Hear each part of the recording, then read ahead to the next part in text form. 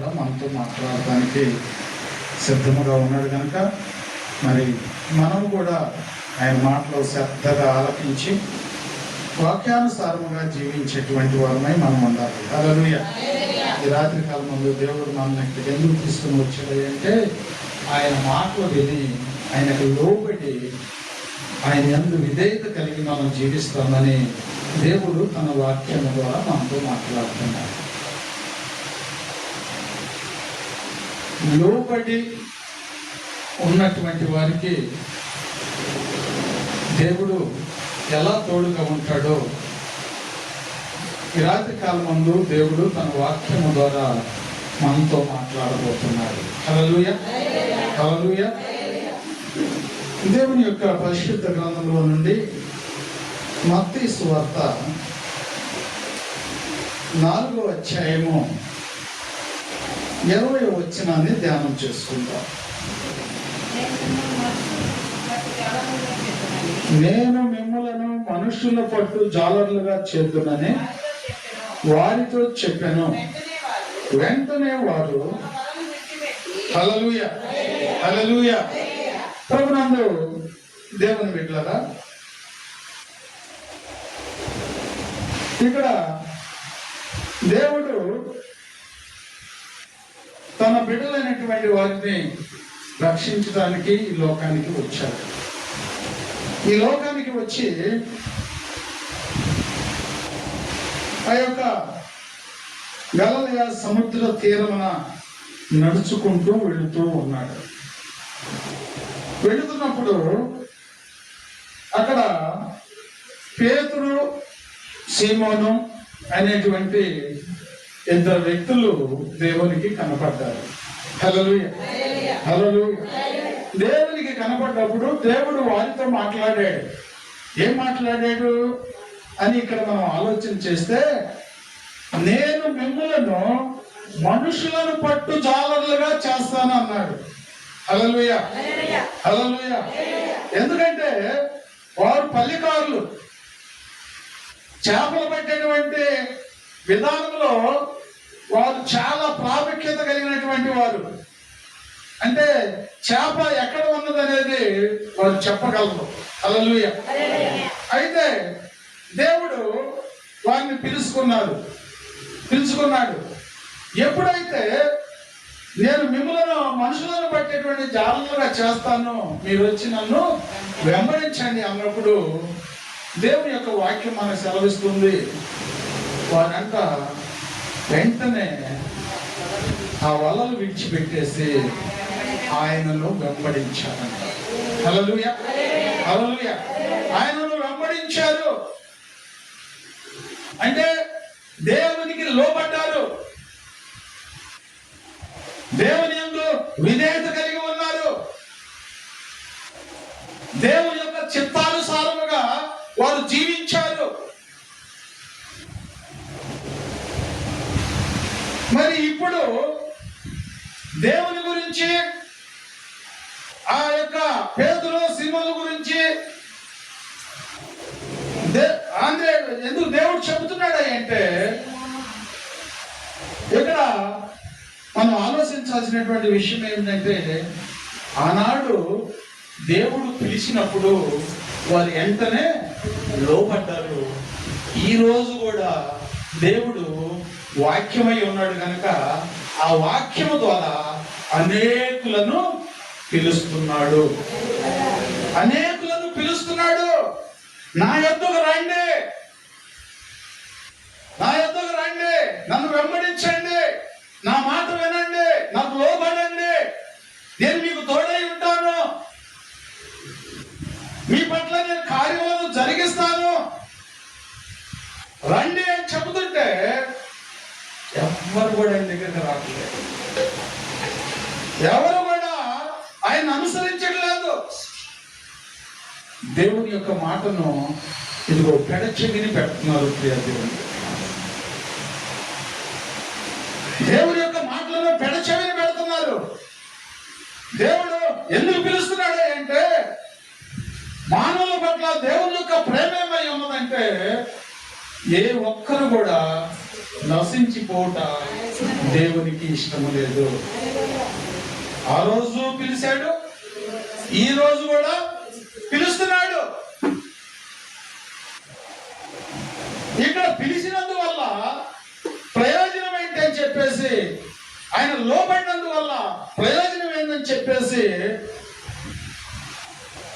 మనం ఆలోచన చేసినట్లయితే, పేతురు దేవునికి లోబడ్డాడు కదా, ఏమో లోబడ్డాడు. లోబడినటువంటి పేతురును దేవుడు ఏం చేశాడు? ఎంతో గొప్ప ప్రాధాన్యత పేతురుకు ఇచ్చాడు. ఏంటి అంటే, ఎంతో ఆశ్చర్యమైనటువంటి కార్యములను జరిగించడానికి దేవుడు పేతురును పిలుచుకున్నాడు. పేతురుకు తోడై ఉన్నాడు. పేతురుని మనం ఆలోచించినట్లయితే ఎంత గొప్ప దేవుడు ఇచ్చాడు అంటే, ఆయన నీడ పడితే రోగులు స్వస్థత పొందుకున్నారంటారు. హల్లెలూయా, హల్లెలూయా. రోగులు స్వస్థత పొందుకున్నారు. ఆయన ఏ ఒక్క బజారుని వెళ్తున్నా కానీ అక్కడ నీడ ఎటు పడుతుందో చూసి ఆ నీడ పడేటట్లుగా ఇది రోగులను తీసుకొచ్చి ఆ బజారు బోర్ని పండేసేవాడు. హల్లెలూయా, హల్లెలూయా. అంత కృప ఎలాగ పొందుకోగలిగాడు? ఏమా, అంత కృప ఎలాగ పొందుకోగలిగాడు? అంత కృపను మరి మనం ఎందుకు పొందుకోలేకపోతున్నాము? ఒకసారి ఆలోచించండి. అంత కృప, అంత ధన్యత పేతురు ఎలా పొందుకున్నాడు అంటే, దేవుడు పిలిచిన వెంటనే లోబడ్డాడు. లోబడ్డటువంటి పేతురు ఇదిగో ఆయనతోనే ఉన్నాడు కనుక, హల్లెలూయా, హల్లెలూయా. ఆయనతోనే ఉన్నాడు కనుక ఇదిగో అంత గొప్ప ధన్యతను ఇదిగో పేతురు పొందుకున్నాడు. మరి ఈరోజు దేవుడు తన వాక్యము ద్వారా మనతో ఎందుకు మాట్లాడుతున్నాడు? దేవుడు తన వాక్యము ద్వారా మనతో ఎందుకు మాట్లాడుతున్నాడు అంటే, ఇదిగో పేతురులాగా నిన్ను కూడా నేను ఆశీర్వదిస్తా, అలాంటి కృప నీకు కూడా ఇస్తా, నీకు కూడా ఇస్తా. ఆనాడు వాళ్ళు నాకు లోబడ్డారు, ఈనాడు నువ్వు నాకు లోబడి వాక్యం ద్వారా. హల్లెలూయా. వింటున్నావు కదా దేవుని యొక్క వాక్యం? లోబడ్డటువంటి వారు ఏ దీవెన పొందుకున్నారో, ఏ ఆశీర్వాదం పొందుకున్నారో వారికి నేను ఎలాగ తోడుగా ఉన్నానో అలాగే ఈ రోజు కూడా చెప్తున్నాను అదే మాట. ఆనాడు వాళ్ళతో చెప్పాను, ఈనాడు మీతో కూడా చెప్తున్నాను. అలాగా మీరు కూడా లోబడి ఉండండి. అట్టి ధన్యతను, అట్టి కృపను నేను మీకు కూడా దయచేస్తాను. హల్లెలూయా, హల్లెలూయా. దేవుడు ఇప్పుడు ఎందుకు పిలుస్తున్నాడు? ఆయన మనల్ని గొప్పవాడిగా చేయడానికి, ఈ భూమి మీద అనేకమైనటువంటి ఆశ్చర్య కార్యములను జరిగించడానికి దేవుడు మనల్ని పిలుస్తున్నాడు. ఒక నువ్వు రావటమే కాదు, నీవు అనేకులను ఆయన దగ్గర తీసుకొచ్చేటువంటి ధన్యతను దేవుడు నీకు ఇవ్వబోతున్నాడు. అంటే ధన్యతను నువ్వు కాపాడుకుంటున్నావా, పోగొట్టుకుంటున్నావా? ఏమా, అటు ధన్యతను దేవుడు నీకు ఇవ్వాలంటే ఇదిగో పేతురు లోబడినట్లుగా నీవు కూడా లోబడాలి. హల్లెలూయా, హల్లెలూయా. అంటే పేతురు ఏ మాట అన్నా, ఏది చేసినా స్పష్టంగా మాట్లాడేస్తాడు. సందేహం అనేది ఉండదు. హల్లెలూయా. ఉండాలి ఉన్నట్టుగా కొనబాగొట్టాను. సార్ ఇట్లాగే సముద్రం మీద ప్రయాణం చేస్తున్నప్పుడు ఆ పడవ ఇదిగో గాలి తుఫాను వచ్చేటప్పటికి కొట్టుమిట్లాడతాం. అందరూ కూడా భయభ్రాంతులు అయిపోయారు. అందరూ కూడా భయభ్రాంతులు అయిపోయేటప్పటికి ప్రభు ఏం చేశాడంటే వారిని రక్షించడానికి, వారిని కాపాడటానికి దేవుడు ఏం చేశాడంటే సముద్రం మీద నడుచుకుంటూ వచ్చాడు. అమ్మా, లోబడితే వారి మీద దేవుని యొక్క ప్రేమ ఎంత అపారంగా ఉంటుందో దేవుడు తన దాసుల ద్వారా ఈరోజు మనతో మాట్లాడుతున్నాడు. ఆయన బిడ్డగా నువ్వు ఉంటే ఏదన్నా ఒక అపాయం అనేది నీకు వస్తే దేవుడు ఏం చేస్తాడంటే అది ఎలాంటి స్థితిలో ఉన్నప్పటికైనా కానీ నువ్వు ఆయన నిన్ను విడిచిపెట్టకుండా ఇదిగో నీ కోసం వస్తాడు. ఎంత అపాయకరమైన, ఆయనకు అసాధ్యమైనది ఏమి లేదు. మరి సముద్రం మధ్యలో పోయిన తర్వాత వారు కొట్టుమిట్లు ఆడుతూ ఉన్నప్పుడు మరి వాళ్ళ బంధువులైనా వాళ్ళ స్నేహితులైనా వాళ్ళంటే ఎంతో ప్రేమ కలిగి ఉన్నటువంటి వారు అయినప్పటికైనా వారు ప్రయాణం చేయగలుగుతారు ఆ సమయంలో ఏమో. అది కాక మళ్ళా సముద్రంలో ప్రయాణం గాలివాన వస్తుంది, అరే పలానోడు కొట్టుకుపోతున్నాడంట కాపాడదాం రండి అంటే వారు నమ్ముతారా? మరి ఏసాయి కూడా విడిచిపెట్టవచ్చుగా, ఎందుకు వచ్చాడు ఆయన? ఆ కోసం ఎందుకు వచ్చాడు? ఏమో ఆయనది అపారమైనటువంటి ప్రేమ, మనది డమ్మీ ప్రేమ. అపారమైనటువంటి ప్రేమ కలిగిన వారు ఏం చేస్తారంటే వారి ప్రాణం గురించి ఆలోచించరు, కానీ కాపాడాలి అనేటువంటి ఆలోచన ఉంటుంది, కానీ ఏది ఆలోచించరు. అలాంటి అపారమైన ప్రేమ కలిగి ఉండబట్టే ఆయన నీ కోసం, నా కోసం, మనందరి కోసం తన ప్రాణమును కూడా పెట్టాడు. ప్రాణమును పెట్టినటువంటి దేవుడు ఆయన విడిచిపెట్టుకుంటాడా తన బిడ్డలను? ఏమో అలాంటి సమయంలో, అలాంటి కష్టములో వారు ఆయన ఎరిగొండవాళ్ళు కాబట్టే కదా వారి కోసం దేవుడు వెళ్ళింది. ఏమో మరి నువ్వు కూడా ఎరిగుంటే నీ కుటుంబంలో ఏదైనా కష్టం వచ్చిందనుకో విడిచిపెడతాడా దేవుడు? విడిచిపెట్టడు. ఇది మనం గుర్తుంచుకోవాల్సినటువంటి విషయం. చాలా మంది ఏం చేస్తారంటే ఏదైనా ఇబ్బంది వచ్చినప్పుడు, కష్టం వచ్చినప్పుడు, శోధన వచ్చినప్పుడు ఇది గుర్తురాదు, ఇది గుర్తురాదు, దేవుడు గుర్తురాడు. వాళ్ళకి ఏం గుర్తు వచ్చిందంటే లోకం గుర్తు వచ్చింది. లోకానుసారమైనటువంటి వాళ్ళు గుర్తుకొస్తారు. ఇప్పుడు మనం ఆలోచించాల్సింది ఏంటంటే అసలు ఆయన వదిలిపెట్టేసి కొసలను పట్టుకొని మనం ఊగిస్తున్నాడితే పని అయిద్దా? అవును. ఇప్పుడు ఇక్కడ ఈ యొక్క వాక్యాన్ని మనకు ఎందుకు బోధిస్తున్నాడు అంటే అలాంటి అవకాశం లేనటువంటి ప్రదేశంలో కూడా తన బిడ్డలను కాపాడుటకు నీళ్ళ మీద నడుచుకుంటూ వెళ్ళాడని చెప్పేసి దేవుని యొక్క వాక్యం ఎందుకు సెలవిస్తుందంటే వారి బిడ్డలు నశించిపోవటానికి ఇష్టం లేక ఇదిగో నీళ్ళ మీద నడుచుకుంటూ వెళ్ళాడు అని అక్కడ రాయబడి ఉన్నది.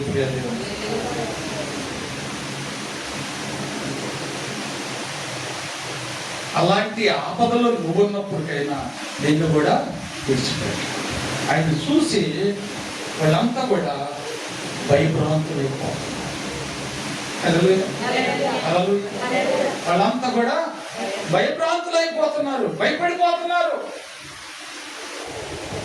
మనం కూడా ఏం చేస్తాం? ఏదన్నా తీవ్రమైనటువంటి సమస్య వచ్చింది, బాగా ఇబ్బంది వచ్చేసినప్పుడు మనం ఏం చేస్తాము? ఎంతో భయపడిపోతాం, ఎంతో భయపడిపోతాం. అలాగే వారు కూడా భయపడిపోతున్నారు. అమ్మో దైవం వస్తుంది అనుకుంటున్నారు, భూతం వస్తుంది అనుకుంటున్నారు. కానీ అలాంటి భయములో ఉన్నప్పుడు వారికి ఒక స్వరం వినపడుతుంది, భయపడకుడి నేనే. హల్లెలూయా, హల్లెలూయా. ఏ స్వరం వినపడుతుంది? భయపడకుడి. దేవుని యొక్క స్వరం ఏం వినపడుతుంది? ధైర్యంగా ఉండు, నేనున్నాను, అది ఎలాంటిదైనా నేను రక్షించగలను, నువ్వు భయపడబక్క.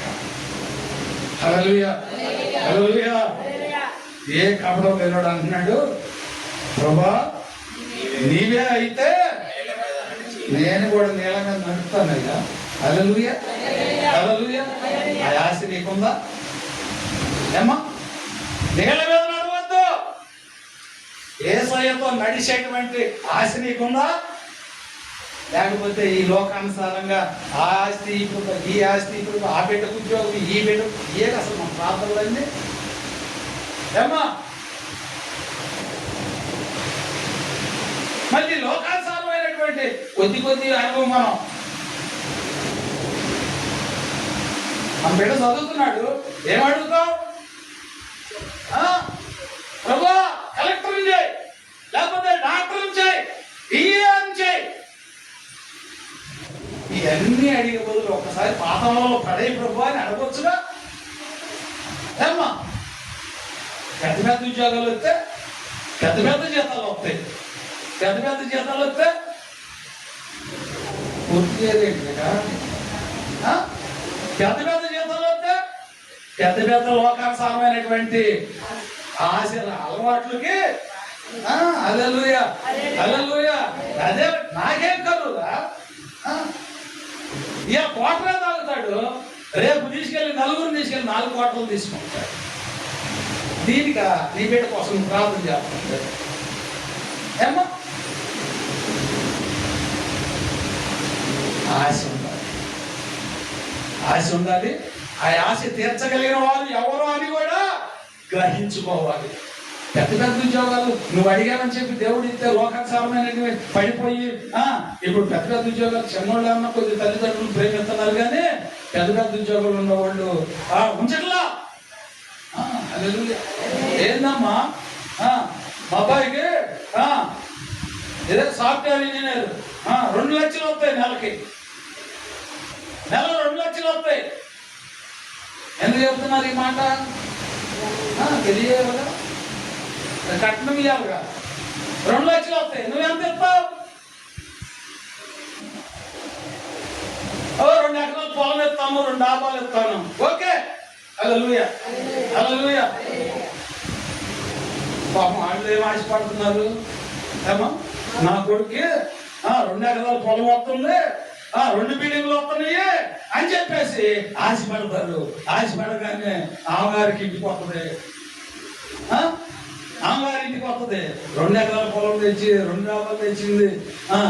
నాన్న కూర్చొని నీకు అని చెప్పి మర్యాద చేసి పెట్టిద్దా? సోఫాలో కూర్చొని టీ తెచ్చి పెట్టాను. హల్లెలూయా హల్లెలూయా. 4 సార్లు చెప్పినా కానీ టీ లేకపోతే నీ బతుకంతా ఇప్పుడు ఎక్కడ ఉంటుంది? ఏమో చెప్పండి రా. వృద్ధాప్యం, ఆశ్రమాలు ఉన్నాయి, వాటిలోకి వెళ్ళిపోవటమే.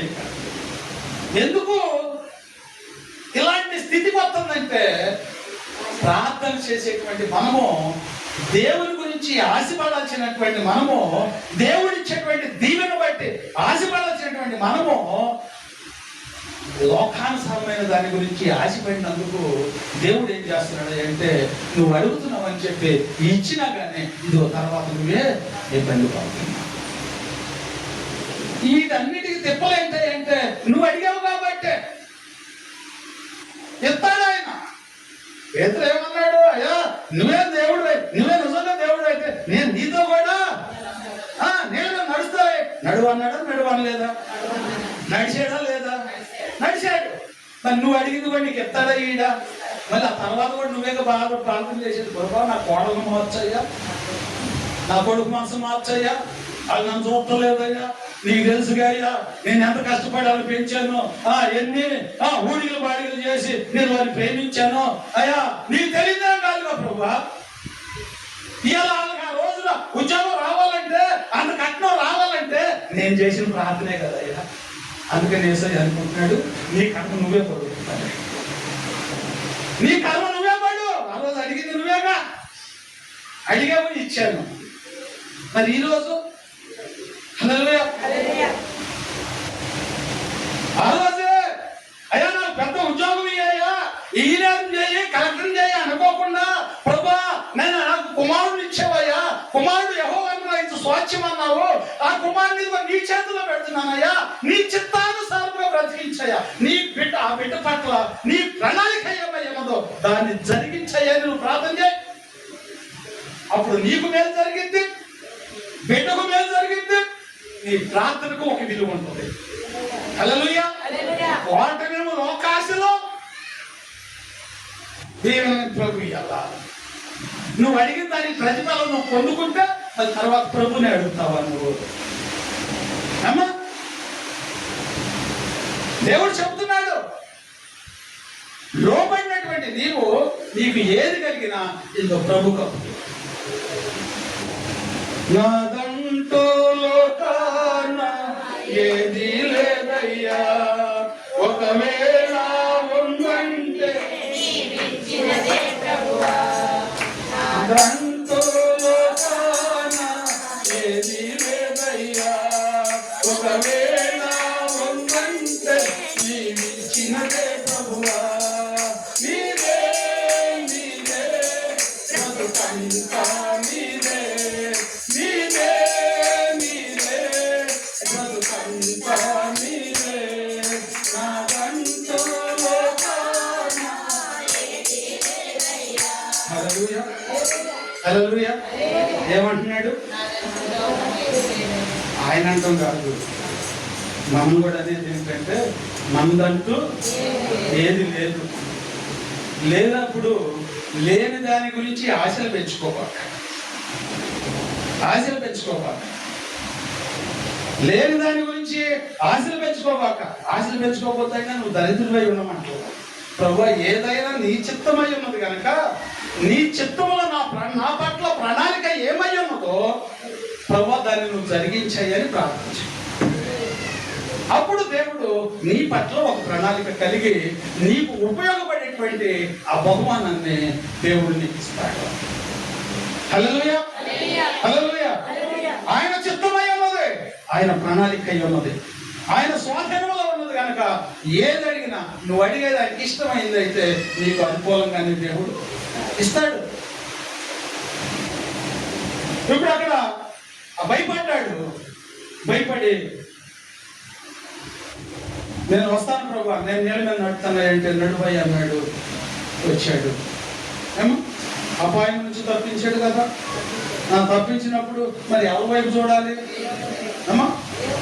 ఇప్పుడు చాలా మంది ఏం చేస్తున్నారు అమ్మా? దేవుని సన్నిధికి వస్తున్నారు. అలాంటి అపాయం వచ్చినప్పుడే చాలా మంది ఏం చేస్తున్నారు? దేవుని సన్నిధికి వస్తున్నారు. యేసయ్యా, నా బలహీనత తీసేయి ప్రభా, నువ్వు తప్ప ఇంకెవరు ఉండాలయ్యా నాకు, నువ్వే కార్యము చేయగలిగిన. ఆయన కూడా జాలి కలిగిన వాడు కనుక, కనికరం కలిగిన వాడు కనుక ఆ ప్రేమను ఎల్లడిపరిచి ఆ బలహీనత నుంచి ఇచ్చాడు కదా అమ్మా. మరి భయపడేటువంటి వాడికి ఎంత ధైర్యం ఇచ్చాడు చూసావా ఏమో? ఆ నేలలో మునిగిపోవాల్సినటువంటి వాడు నడిచేటువంటి స్థితిలోకి వచ్చాడు అంటే కార్యం చేశాడా చేయలేదా? దేవుడు కార్యం చేశాడు. కార్యం చేసినటువంటి దేవునికి మరి లోబడి ఉన్నాడా? దేవుని వైపు చూశాడా? తర్వాత మళ్ళీ ఏం చేశాడు? లోకం వైపు చూశాడు. హల్లెలూయా హల్లెలూయా. మళ్ళా లోకం వైపు చూసేపాటికే ఏమైపోయాడు? మునిగిపోతుంది దాగిచ్చాడు. అట్లాగే దేవుని సన్నిధికి వచ్చినప్పుడు రోగాలు తగ్గిన తర్వాత, బాధలు తగ్గిన తర్వాత లోకానుసారమైనటువంటి మోక్షం ఎక్కువైపోతాయి. మానవుడు లోకానుసారమైనటువంటి తలంపులు, ఆలోచనలు ఎక్కువైపోతాయి. క్రియాదేవుని అవి ఏం చేస్తాయి అంటే ముంచేస్తాయి. యేసయ్య వైపు చూసినంత వరకు పేతురు నీళ్ళ మీద నిలబడే ఉన్నాడు. ఎప్పుడైతే ఆ యొక్క సముద్రం వైపు చూశాడో, ఆలల వైపు చూశాడో, ఆ లోకం వైపు చూశాడో మునిగిపోసాగాను. దేనికి మునిగిపోవడానికి కారణం ఏంటి? లోకం వైపు చూశాడు. లోకం వైపు చూస్తాం అంటే ఏంది ఏమా? లోకం వైపు చూస్తాం అంటే ఏంది? లోకంలో ఉన్నాయని మనం చూస్తలేదే, చూస్తున్నాం. కానీ అపాయం ఎప్పుడు వచ్చింది అంటే ఈ లోకానుసారమైనటువంటి మోక్షకు వచ్చి మనం ఏం చేసిందంటే లోకంలో పడేసింది. ఏ మాటలు రావాలి నీలోకి? యేసయ్య మాటలు రావాలి. యేసయ్య మాటలు రావాల్సినటువంటి నీలోకి లోకానుసారమైనటువంటి ముచ్చట్లు వచ్చినాయి అంటే ఇక నువ్వు పడిపోవాలి. అప్పుడు కాపాడాడు. ఇప్పుడు మళ్ళీ మునిగిపోతా అంటున్నాడు పేతురు. ప్రభువా నన్ను కాపాడాడు. హల్లెలూయా. అయితే ఒక మాటలో చెప్పాలంటే మానవుడి యొక్క నైజం ఇది ఉంటుంది అమ్మా. ఆపద వచ్చినప్పుడు ఏమో దేవుడు, కాపాడిన తర్వాత ఏమో లోకం. ఇప్పుడు ఈ మాటలన్నీ కూడా ఎందుకు చెబుతున్నాడు అంటే అలాంటి మనసు ఏమైనా మీరు కలిగి ఉన్నారేమో హెచ్చరిక దేవుడు చేస్తున్నాడు. హెచ్చరిక. అలాంటి ఆలోచనలు, అలాంటి మనస్సు, అలాంటి తలంపులు నీ హృదయంలోకి, నీ తలంపులోకి ఏమైనా వస్తే ఈ రాత్రి కాలం తీసేసుకొని పేతురు ఎవరు వెంబడించింది? పేతురు వారు వెంబడించినట్లుగా మీరు కూడా దేవుని వెంబడించండి. మీరు కూడా వెంబడించండి. ధన్యతను పొందుకుంటారు. దేవుని యొక్క ధన్యతను మీరు పొందుకుంటారు. దేవుని యొక్క ప్రేమలో మీరు ఎదుగుతారు. దేవుని యొక్క రాజ్యములో ఆయన సింహాసనం మీద మీరు కూడా కూర్చునేటువంటి అర్హతను దేవుడు మీకు దయచేయాలని దేవుడు తన దాసుని నిలబెట్టుకొని తన దాసుని ద్వారా తన వాక్యమును వినిపిస్తున్నాడు. హల్లెలూయా. ఆనాడు వారిని పిలిచింది ఎవరు? ఆ యొక్క ఒడ్డున నడుస్తున్నప్పుడు పిలిచింది ఎవరు? దేవుడే. ఇప్పుడు మనతో మాట్లాడుతుంది ఎవరు? దేవుడే. ఆనాడు దేవుడు ఉన్నాడు, ఈనాడు వాక్యమై ఉన్నాడు. హల్లెలూయా. వాక్యమై ఉన్నటువంటి దేవుడు వాక్యము ద్వారా నీతో మాట్లాడుతున్నాడు. ఈ వాక్యము నీ హృదయంలో భద్రపరచబడిన దాకా ఆనాడు వారు వెంబడించినట్లుగా మీరు కూడా వెంబడించుదురుగాక. దేవుని యొక్క ప్రేమను గుర్తెరిగి మీరు జీవించినట్లయితే మీ జీవితాన్నంట దేవుడు ఎలా బలపరుస్తాడంటే ఇదిగో ఇలా తుఫాను వచ్చింది అమ్మా, అలజడు బాగా వచ్చేసినప్పుడు వీళ్ళెంతో భయభ్రాంతులైంది. ఈ లోకానుసారముగా మనం ఏదైనా కానీ ఒక పూరిలో వేసుకున్నాం అనుకో, గాలివాన ఈరోజు బాగా విపరీతంగా వచ్చింది, అదే బయట తీసుకెళ్ళాం, బాగా విపరీతంగా వచ్చిందనుకో పూరేళ్ళలో ఉన్నవాళ్ళు ఉంటారా? దాడికి వెళ్తారు ఏమో. బాగా బలమైనటువంటి ఇల్లు ఏదో ఉందో అది చూసి ఆ ఇంట్లోకి వెళ్తారు. హల్లెలూయా. హల్లెలూయా. అదైతే పడదు అనేటువంటి ధైర్యం. ఆ ఇల్లు చూసుకున్నట్లుగా ఆ ఇల్లు యేసయ్య ఉన్నాడని నువ్వు గ్రహించినట్లయితే దేవుడు తన వాక్యం ద్వారా మాట్లాడుతున్నాడు. అదే మత్తయి సువార్త 7వ అధ్యాయము 24వ వచనంలో మనం చూసుకున్నట్లయితే కాబట్టి ఈ నా మాటలు విని వాక్య చొప్పున చేయు ప్రతి వాడును బండ మీద హల్లెలూయా. హల్లెలూయా. ఏ మాట? ఇప్పుడు మీరు వింటున్నటువంటి మాటలు, ఈ మాటలు ఎవరి మాటలు? ఇవి దేవుని యొక్క మాటలు. ఈ దేవుని యొక్క మాటలు వింటున్నటువంటి మీకు దేవుని యొక్క వాక్యం ఏం చలవిస్తుందంటే, ఈ మాటల చొప్పున చేయు ప్రతివాడు బండ మీద తన ఇల్లు కట్టుకొని బుద్ధిమంతుని పోలి ఉండును. హల్లెలూయా. హల్లెలూయా. ఈ మాటలను వింటే నీకు బుద్ధి కలిగింది, జ్ఞానము కలిగింది, దేవుని యందు ప్రేమ కలిగింది, దేవుని యందు విశ్వాసం కలిగింది. దేవుని యందు విశ్వాసం కలిగి ఉందంటే అప్పుడు నీ ఇల్లు ఎట్లుంది? హల్లెలూయా. బండ మీద కట్టబడినటువంటి ఒక స్థిరమైనటువంటి ఇల్లు నీకు ఏర్పరచబడింది. బండ అనగా క్రీస్తు. క్రీస్తు మీద నీ జీవితాన్ని నిర్మించుకుంటే నీవు ఒక బలమైనటువంటి ఇల్లును నిర్మించుకోగలుగుతావు. అలాంటి ఇల్లును నువ్వు నిర్మించుకున్నప్పుడు ఏ గాలి వాళ్ళు వచ్చినా, ఏ తుఫాను వచ్చినా, ఏ అలజడి వచ్చినా భయపడాల్సిన పని లేదు. హల్లెలూయా. ఎందుకు భయపడాల్సిన పని లేదంటే ఆ ఇల్లు క్రీస్తు అనే బండ మీద ఉంది కాబట్టి నువ్వు భయపడాల్సిన అవసరము లేదు. ఆ ఇల్లే నీవై ఉన్నావు కనుక నీవు భయపడాల్సిన అవసరం లేదు. ఎప్పుడు అంటే క్రీస్తు రాయ అంటే ఇదిగో క్రీస్తును పోలి నువ్వు నడుచుకున్నప్పుడు ఆయన నిన్ను కదిలింపబడనివ్వడు, భయపడనివ్వడు. నువ్వు ధైర్యంగా ఉంటావు. ఎందుకంటే మా దేవుడు నాకు తోడై ఉన్నాడు. హల్లెలూయా, హల్లెలూయా. ఈ గాలి వాన, ఈ సూటిపోటి మాటలా అవి నన్నేం చేస్తే ఏంటి భరోసా? ఏంటి వాటన్నిటి నుంచి ఎన్ని సూటిపోటి మాటలు వచ్చినా, ఎన్ని అవకతవకలు వచ్చినా నా దేవుడు నాకు తోడై ఉన్నాడు. హల్లెలూయా. అసలు ఈ నిరీక్షణ కలిగినటువంటి వారిని ఎవరన్నా కదిలించగలుగుతారా?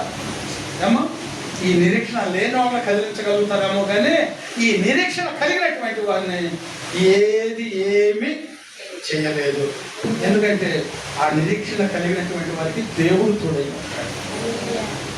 దేవుడు తోడై ఉన్నటువంటి వారిని మానవులు చెదరగొట్టడం అసంభవం. చెదరగొట్టారా? ఏమో దానియేలును చెదరగొట్టారా? చెదరగొట్టలేదు. ఎందుకని దానియేలైనా చెదరకు మనుషులకు అభిజ్ఞాలైనా క్రీస్తు అనే బండ మీద వారి ఇల్లు కట్టుకున్నారు కనుక దేనికి కూడా భయపడలేదు. ఆ తుఫాన్లు, ఆ గాలి వానలు వచ్చినాయి, ఆ యొక్క అగ్నిగుణం అనేటువంటి తుఫాన్ వచ్చింది, శోధనలు ఇదిగో ఆ సింహాల భవనంలోకి అనేటువంటి తుఫాన్ వచ్చింది. ఏ తుఫాన్ వచ్చినా కానీ వాళ్ళేమి చేయాలి, వాళ్ళేమి చేయలేకపోయింది. ఎందుకని ఏమి చేయలేకపోయింది అంటే క్రీస్తు అనే బండ మీద వారు నిలబడి ఉన్నారు కనుక వారిని కదిలించలేకపోయారు. ఈరోజు దేవుడు తన వాక్యము ద్వారా మనతో మాట్లాడుతున్నాడు. ఈరోజు నేను కూడా గ్రహించాల్సినటువంటి సత్యం ఏంటంటే క్రీస్తు అనే బండ మీద నువ్వు నిలబడాలని దేవుడు తన వాక్యము ద్వారా నీతో మాట్లాడుతున్నాడు. ఈ వాక్యమును ప్రకారము నువ్వు జీవిస్తే, ఈ వాక్యము నీ హృదయంలో భద్రపరుచుకుంటే నీ హృదయము ఒక బలమైనటువంటి పునాదిగా మార్చడానికి దేవుడు నీకు తోడై ఉంటాడు. ఆయన నీలో ఉంటే, నీటిలో ఉంటే నీ ఇంటికి ఎటువంటి అపాయము రాదు. ఇది సత్యమని నువ్వు గ్రహించగలిగితే, నీ జీవితంలో యేసయ్యకు ఎలాగ నువ్వు లోబడగలిగితే ఎన్ని తుఫాన్లు వచ్చినా, ఎన్ని ఇబ్బందులు వచ్చినా నువ్వు భయపడాల్సిన అవసరము. భయపడేది ఎవరో అంటే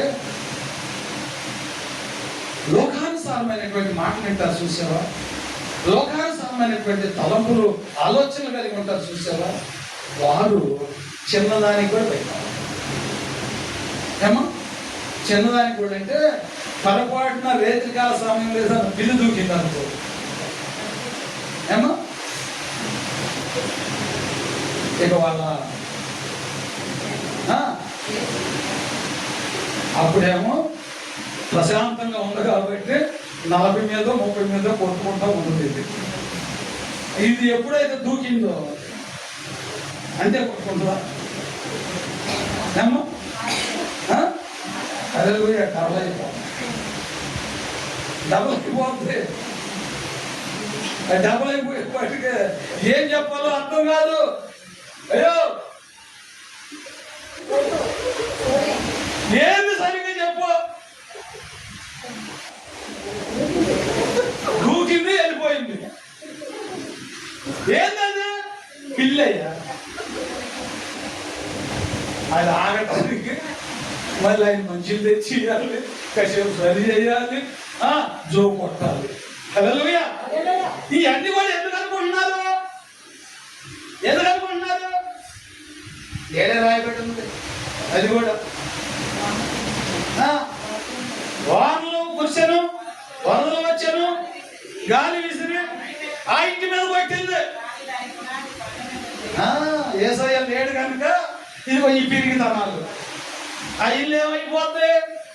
కూలిపోద్ది అంతే. అదే అప్పుడే అతిగా కొట్టకూడదు, ఏమైతే కూలిపోతుంది. ఎందుకంటే ఆ పునాది సరైనది కాదు. ఇప్పుడు దేవుడు చెబుతున్నాడు, నీ పునాది సరైందా కాదా? దేవుడు హెచ్చరిస్తున్నాడు, నీ జీవితాన్ని సరి చేసుకోవడానికి మరొక సమయాన్ని ఇచ్చాడు. ఇప్పుడు అవకాశం ఇచ్చాడు. ఏం అవకాశం ఇచ్చాడంటే నిన్ను నువ్వు సరి చేసుకుంటాడు. ఇసుక మీద కడుతున్నావా, పంట మీద కడుతున్నావా? యేసయ్యకి లోపడుతున్నావా, యేసయ్యకి వ్యతిరేకంగా జీవిస్తున్నావా? అన్నాడు వారితో దేవుడు స్వయంగా మాట్లాడాడు. మనుషులను పట్టు జాలర్లుగా నీకులో నేను చేస్తానన్నాడు. అలాగే చేశాడు. హల్లెలూయా, హల్లెలూయా. అలాగే చేశాడు. అలాగే నువ్వు కూడా లోపడితే నిన్ను కూడా ఇదిగో బలమైనటువంటి పునాది నీళ్ళు వేస్తాడు. ఏమి భయపడకోకుండా, ఏది వచ్చినా భయపడకుండా ఇప్పుడు బలమైనటువంటి పునాది దానియాలు వేసాడు. భయపడలేదు. వాళ్ళేమో ఎంత ప్రమాదకరమైన వచ్చినప్పటికైనా వారు భయపడలేదు. అలాగే నిన్ను కూడా నేను సిద్ధపరుస్తాను. నువ్వు అలాగే సిద్ధపడాలి అంటే, అలా భయం లేకుండా ఉండాలంటే ఈ రాత్రి కాలం ముందు నీకు విత్తబడినటువంటి వాక్యాన్ని మర్చిపోకుండా నీ ముఖంలో భద్రపరచుకో. క్రీస్తు అనే బండ మీద నేను ఉన్నానా? ఇసుక బండ మీద కట్టినటువంటి ఇల్లు లాగా నా ఇల్లు ఉందా? ఏ ఇల్లు లాగా ఉందో నువ్వే నిర్ణయించు, నువ్వే సరి చేసుకో. దేవుడు నీకే ఛాన్స్ ఇస్తున్నాడు, నీకే ఛాన్స్ ఇచ్చాడు. దాన్ని సరి చేసుకుంటావు,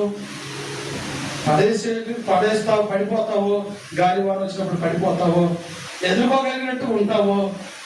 నీకే అవకాశాన్ని ఇచ్చాడు.